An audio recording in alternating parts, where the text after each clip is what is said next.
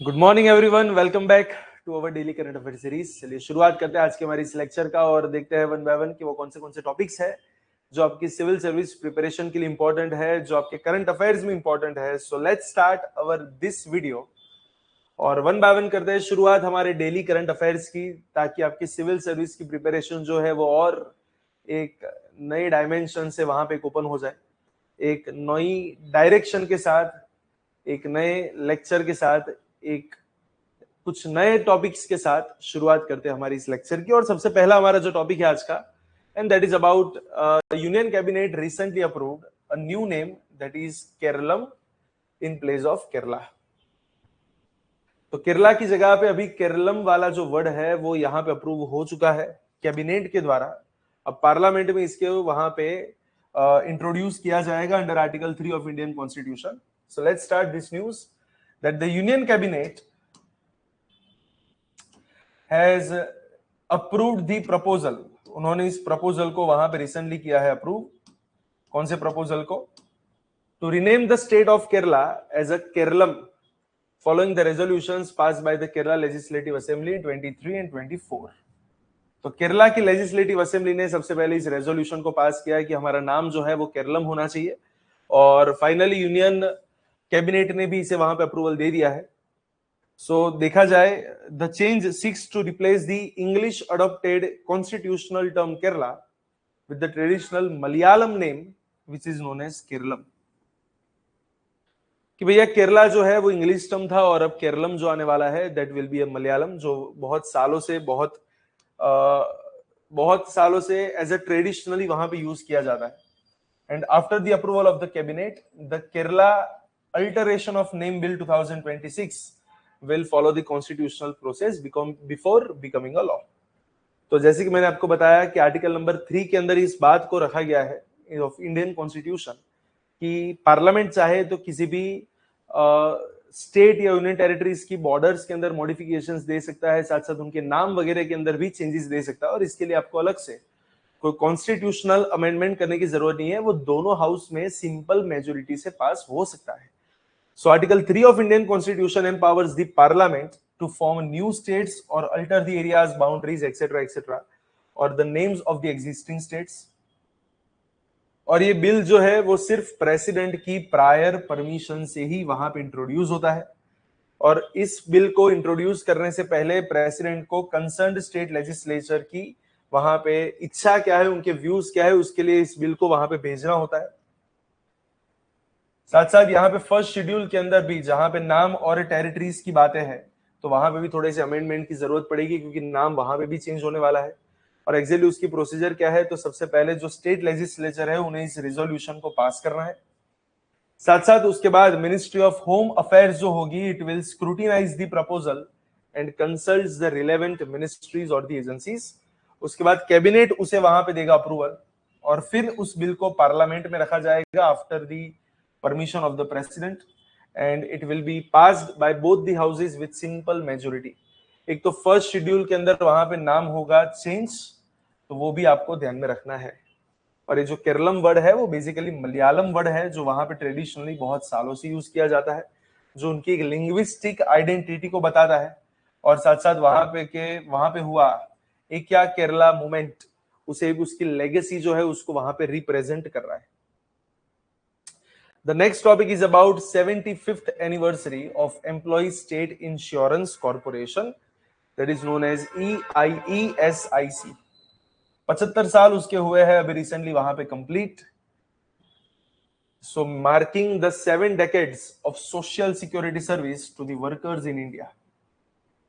अब ध्यान से अगर देखें तो इस कॉर्पोरेशन की तो एक स्टैट्यूटरी सोशल सिक्योरिटी बॉडी है जो मिनिस्ट्री ऑफ लेबर के अंडर में काम करती है, जिसका मेन काम क्या है, तो it manages the ESI, that is employees insurance, state insurance की जो उनकी जो सिक्योरिटी इंश्योरेंस की जो वहां पे उनकी स्कीम है उसको वहां पे मैनेज करना। That provides a comprehensive medical care as well as the financial protection to the employees against their sickness, maternity leaves, disablement as well as the death. शुरुआत हुई थी by an act that was in the 1948। The scheme was officially launched on 24 फरवरी 1952। अगर उसकी history की बात करें तो सबसे पहले इस टाइप के सोशल इंश्योरेंस की जो बातें हुई थी, that was from the report on health insurance by professor B.P. Adarkar, who was known as छोटा बेवरेज। इसका लॉन्च कब से हुआ, तो बोले it was launched in Kanpur and Delhi by our prime minister Pandit Jawaharlal Nehru, who was the first honorary insured person of this scheme. Leadership की अगर हम वहां पर बात करें तो doctor C.L. Katiyal served as the first director general. वहां पे बेनिफिट्स कौन से हैं, तो एक तो फुल मेडिकल केयर जो है वो वहां पे प्रोवाइड की जाती है to the insured person as well as to the family. Sickness और मैटरनिटी बेनिफिट्स वहां पे आते हैं, डिसेबलमेंट बेनिफिट्स आते हैं, डिपेंडेंस के बेनिफिट आते हैं जहां पे उन्हें फाइनेंशियल सपोर्ट वगैरह दिया जाता है, और प्रिवेंटिव केयर आती है जहां पे newly introduced annual health care checkups for the workers is 40 years and above. तो ये सारी की सारी चीजें जो है वो इसके अंदर वहां पे प्रोवाइड की जाती है। अगर हम रिसेंटली अगर हम बात करें तो इंडिया की मिनिस्ट्री ऑफ आयुष भी बोल सकते हैं, और साथ साथ हमारी हेल्थ केयर सिस्टम के अंदर हमारी जो अलग अलग स्कीम्स है तो उसके साथ भी इसको वहां पे इंटीग्रेट किया गया है। So it acts as a cornerstone of India's social protection architecture, preventing our poverty by protecting the family's breadwinners. कि जो भी फैमिली के अंदर जो भी अर्निंग पर्सन है उसकी वहां पे सुरक्षा करना, that is the main objective of this scheme. चलिए नेक्स्ट टॉपिक के ऊपर आगे बढ़ते हैं, and the next topic is about HPV vaccination. तो उसके बारे में थोड़ा बहुत जान लेते हैं।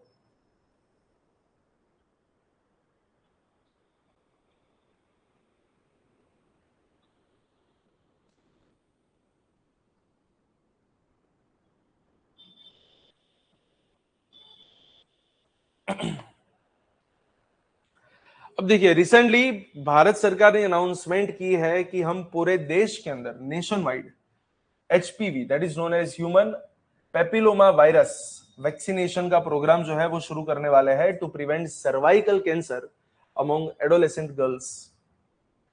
तो ये जो human papilloma virus that is known as HPV, उसे प्रिवेंट करने के लिए, उसे दूर करने के लिए एक वैक्सीन जो है वो ऑल इंडिया लेवल पे पूरे भारत के अंदर शुरू होने के लिए जा रही है, that is known as HPV vaccine, that is known as human papilloma virus vaccine.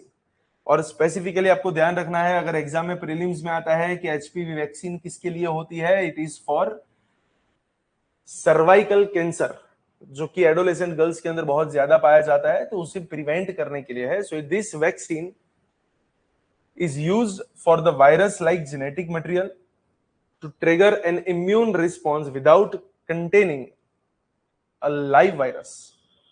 It's a powerful preventive tool designed to protect against high risk variants of the HPV, which are responsible for the majority of cervical cancers cases globally.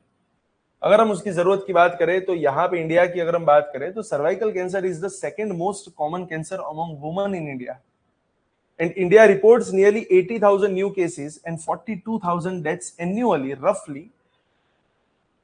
So that is, we can say that one death every 8 minutes, there her 8 minute पे एक death जो है वो इसकी वजह से हो रही है, दैट इज सर्वाइकल कैंसर की वजह से।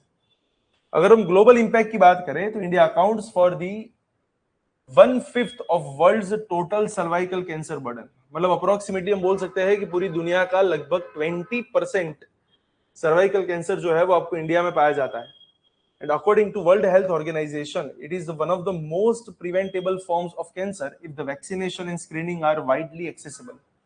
अगर आप बहुत ही अच्छी तरीके से अगर आप वैक्सीनेशन को आगे बढ़ाए तो एक ऐसा कैंसर है जिसे हम डेफिनेटली प्रिवेंट कर सकते हैं, right. So that is all about HPV। उसकी टेक्निकल डिटेल्स जो है वो यहाँ पे है। उसके वेक्टर्स में वहां पे क्या है, it's a common sexually transmitted infection that persistent infection with high risk types causes abnormal cell changes in the cervix. अगर उसे वहां पे ट्रीटमेंट नहीं की गई उसकी, then this precancerous lesions can develop into a cancer over 10 to 15 years। और अगर हम इनिशिएटिव की बात करें तो यहाँ पे इनिशिएटिव के अंदर जितने भी गर्ल्स जो लगभग 14 इयर्स में वहां 14 इयर्स की होने वाली हैं, उन्हें सबसे ज्यादा इफेक्टिव रहेगा, as the vaccine is the most effective before the potential exposure to this virus. अगर हम उसके यूजेज की बात करें, the programme will use Gardasil 4 that is manufactured by Merck and Company, which protects against 4 HPV types, that is 16, 18, 6 and 11. अगर doses की बात करें तो government has opted for a single doses schedule which WHO research indicates provide protection comparable to multi-dose regimens. Cost और उसकी वगैरह की अगर बात करें तो vaccine will be voluntary and free of cost at government healthcare facilities like Ayushman Bharat mandirs and district hospitals. अगर हम डिजिटल प्लेटफॉर्म की बात करें तो parents can register and book their appointments through यूविन, the government's digital immunization platform. तो आप यूविन वाले प्लेटफॉर्म पे जा सकते हैं और अपनी डॉटर्स वगैरह के लिए वहां पे आप चाहे तो एक अपॉइंटमेंट जो है उसे बुक कर सकते हैं। The next topic is about दो लेक्स के ऊपर कुछ बातें करनी है, that is Mai Ndombe and Tumba lake. और ये दोनों के दोनों लेक कहां पे है, तो they are in Congo, Africa. Africa का जो कॉन्गो बेसिन है उसके दो लेक की यहाँ पे बात है, एक है माई तोम्बे और दूसरा है तुम्बा, माई डोम्बे एंड तुम्बा। अब देखिए, अगर एग्जाम में अगर कहीं से कुछ ना कुछ क्वेश्चंस बनाने की इच्छा होगी यूपीएससी की या फिर जीपीएससी की, तो मान के चले एक सिंपल क्वेश्चन ये हो सकता है कि अभी रिसेंट में आए माई डोम्बे और तुम्बा एग्जैक्टली क्या है, so they are the lakes of Congo basin. या फिर ऐसा भी पूछ सकते हैं कि कौन से कॉन्टिनेंट का पार्ट है, it is a part of African continent. So ये दोनों चीज आपके दिमाग में होनी चाहिए। और अभी न्यूज में इसलिए है क्योंकि दोनों लेक्स ने, जो कि कॉन्गो बेसिन के अंदर है, they have started releasing ancient carbon which was stored for thousands of years in the surrounding wetlands, which raises the fresh climate concerns. अगर हम इन दोनों लेक्स की बात करें तो they are large shallow black water lakes categorized by their dark tea-like color. This unique appearance is caused by high concentrations of dissolved organic matters and human acids. अगर इनकी exact location की बात करें, so the country is Democratic Republic of Congo, जिसे अपने DRC बोलते हैं, और उसके क्यूवेट सेंट्रल है, that is called as the central basin, वहां पे ये सिचुएटेड है। वेटलैंड की अगर हम स्टेटस की बात करें तो they form a part of Tumba गिरी Maindombe area, the world's largest wetland of international importance which was recognised by Ramsar convention. Formation कैसे हुआ था? The lakes are primarily flood plains and wetland origin lakes formed through riverine process associated with the Congo river system, and the continuous water logging led to the accumulation of organic plant material over the thousands of years, and which form deep peat deposits around the lakes. Peat formation occurs when the dead vegetation accumulates faster than the decomposition under the oxygen poor conditions. उनकी features क्या है? एक तो उनकी depth बहुत ही कम है, that is 3 to 5 metres के आसपास की डेप्थ। साइज वहां पे फ्लक्चुएशंस होती रहती है, they are highly dynamic. Carbon reservoir की अगर हम बात करें, the surrounding peatlands cover only 0.3% of the earth land but hold 1/3, that is 33% of all tropical peatland carbon. And reasons for this carbon emission, उसके reasons क्या है? The research shows up to 40% of carbon dioxide emission from these lakes originate from the ancient peat carbon. और key contributing factors की अगर हम बात करें तो drying of peatlands, climate change, land usage, उसके अंदर जो changes हो रहे हैं, जो deforestation वगैरह हो रहा है, etc., plus conversion to the cropland, तो ये सारे के सारे रीजंस जो है उसकी वजह से कार्बन अभी वहां पे रिलीज हो रहा है। So that is all about this lakes which is important for your prelims. And the next topic is about military exercise in the news. लेकिन before starting that topic, I would like to say that PD Gurukul, that is the best institute in Gujarat for civil service preparation, is about to start new batches from the day after tomorrow in Ahmedabad, Gandhinagar as well as Vadodara branches. और ये जो batches है वो आपको UPSC और GPSC class 1-2 के लिए वहां पे गाइड करेगी। जहां पे आपको इंग्लिश मीडियम, गुजराती मीडियम और हिंदी मीडियम तीनों अवेलेबल मिल जाएंगे। सो उसके लिए आपको बस करना क्या है, नीचे डिस्क्रिप्शन बॉक्स के अंदर आपको एक फॉर्म मिलेगा, you just have to fill up that form, और आपकी इंफॉर्मेशन हमारे स्टाफ के पास आएगी, वो सामने से आपको कांटेक्ट करेगा। You will get all the information regarding the new batches, जहां पे आपको ऑफलाइन प्लस ऑनलाइन कोर्सेज दिए जाएंगे, जहां पे आपको मटेरियल्स वगैरह दिया जाएगा, 1-to-1 मेंटरशिप का हमारा जो प्रोग्राम है वो भी उसी के अंदर आपको इंक्लूड वगैरह मिल जाएगा। अगर आपको सिर्फ ऑनलाइन कोर्स चाहिए तो वो भी है, अगर आपको सिर्फ ऑफलाइन चाहिए तो वो भी है, there is also combined course. तो सारे के सारे कोर्स जो है वो आपको वहां से मिल जाएंगे। बस उसके लिए आपको करना क्या है, नीचे दर्शाए हुए फॉर्म को बस अभी फिलअप करना है और आपको डेमोस के लिए रजिस्टर वहां पे करवाना है। So you will get 3 free demos as well as up to 50% scholarship on your admission. तो आज ही वहां पे रजिस्ट्रेशन करवाए, डेमोस को अटेंड करें, एक बार जाने कि किस तरीके से प्रिपरेशन को हम यहाँ पे डायरेक्ट करते हैं towards the goal of become a civil servant. और साथ साथ मैं आपको बता दूं कि ये जो लेक्चर आपके सामने है उसकी पीडीएफ हमारे टेलीग्राम ग्रुप की चैनल पे से मिल जाएगी, which is also mentioned in the description box, so you can go there, you can join the channel and you can download this PDF. चलिए शुरुआत करते हैं। The next topic is about some military exercises, जो कि अभी news के अंदर recently है, तो उसी के ऊपर थोड़ी बहुत बातें हैं। अब देखिए, मिलिट्री एक्सरसाइज में एक चीज आपको ध्यान में क्या रखनी है कि आपको प्रीलिम्स के कंटेक्स्ट में ही ध्यान में रखना है कि पर्टिकुलर कोई भी एक्सरसाइज जो है वो इंडिया कौन से कंट्री के साथ कर रहा है, या फिर अगर वो विद इन इंडिया है तो वहां पे आर्मी की एक्सरसाइज है, नेवी है, एयरफोर्स है, या फिर कंबाइंड है। सो अगर हम रिसेंटली बात करें तो वहां पे एक एक्सरसाइज इंडिया और जापान के बीच में हुई शुरू, that is known as exercise Dharma Guardian. तो याद रखना है कि धर्मा गार्डियन जो है वो इंडिया और जापान के बीच में हो रही है, और दूसरी है एक्सरसाइज वज्र प्रहार जो इंडिया और यूएस के बीच में है। Dharma Guardian between India and Japan, Vajra Prahar जो है वो इंडिया और यूएस के बीच में है, जो हमारे डिफेंस कोऑपरेशन और इंटरऑपरेबिलिटी को बढ़ाने के ऊपर फोकस कर रहा है। और बाकी उसके रिगार्डिंग सारी की सारी इंफॉर्मेशन जो है वो मैंने यहाँ पे दी हुई है, so you can pause the video and you can see कि भैया कहाँ पे इस बार की एक्सरसाइज हो रही है। No doubt the place is not important, the exercise is important, जो कौन से दो कंट्रीज के बीच में हो रही है, दैट इज इंपॉर्टेंट।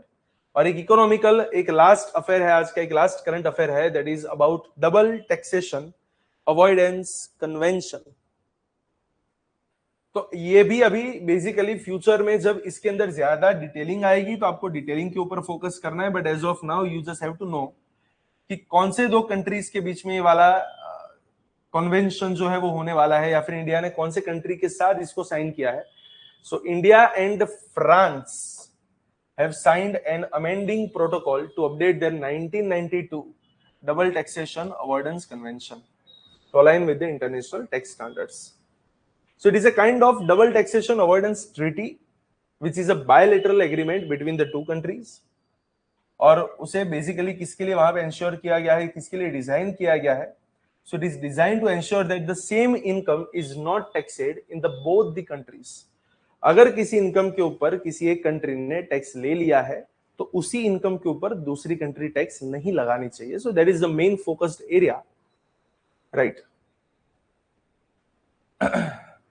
सो किस तरीके से काम करता है, the convention allocates taxing rights between the two contracting nations based on the types of incomes. It typically utilises two main methods to provide the relief.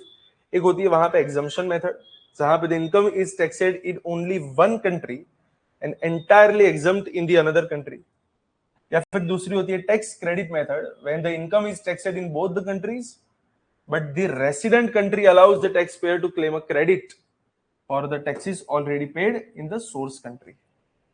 और बेसिकली यहाँ पे कुछ अमेंडमेंट्स हुए हैं, नो डाउट आप इस अमेंडमेंट्स को जान सकते हैं कि वहां पे रिवाइज डिविडेंड रेट्स वगैरह क्या होंगे, कैपिटल गेन्स के प्रोविजंस क्या है, MFN clause that is most favoured nation का यहाँ पे डिलीशन के क्लॉजेस क्या है, BEPs that is called as base erosion and profit shifting, उसका इंटीग्रेशन कैसा है, etcetera etcetera. So that is all about this news. तो इसी के साथ आज के जो लेक्चर है उसे भी यहीं पे करते हैं, और ऐसे ही कुछ नए टॉपिक्स के साथ, कुछ नए करंट अफेयर्स के साथ एक बार वापस कल मिलेंगे। लेकिन तब तक के लिए all the very best for your preparation, और सब्सक्राइब करना हमारी चैनल को, और कंटिन्यूअसली करंट अफेयर्स के वीडियोस जो है वो आपके सामने आते रहेंगे, उसे आप वहां पे देखते जाइए ताकि आपकी प्रिपरेशन जो है वो और बेहतरीन तरीके से एग्जीक्यूट हो सके। चलिए, थैंक यू सो मच। आज का लेक्चर जो है उसको यहीं तक का रखते हैं, नेक्स्ट लेक्चर में यहीं से अपने करेंगे कंटिन्यू।